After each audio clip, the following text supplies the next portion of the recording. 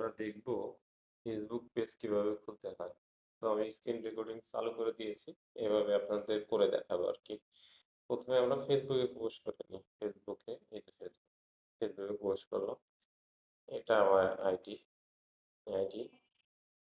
এই আইডিতে আমাদের এই 3 ডট অপশনে যেতে হবে। 3 ডট অপশনে গেলাম। দেখেন এখানে অলরেডি আমার কয়েকটা চ্যানেল খোলা আছে।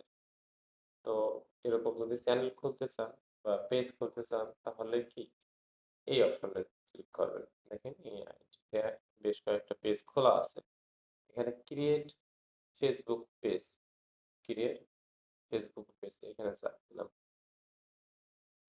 এখন ওরা বলতেছে আপগ্রেড ইউর এক্সিস্টিং প্রোফাইল আর create a new Facebook page. আমরা একটা নিউ ফেসবুক পেজ খুলতে চাই। তো এখানে চাপ দিলাম। এরপরে আমাদেরকে নেক্সটে যেতে হবে। নেক্সট।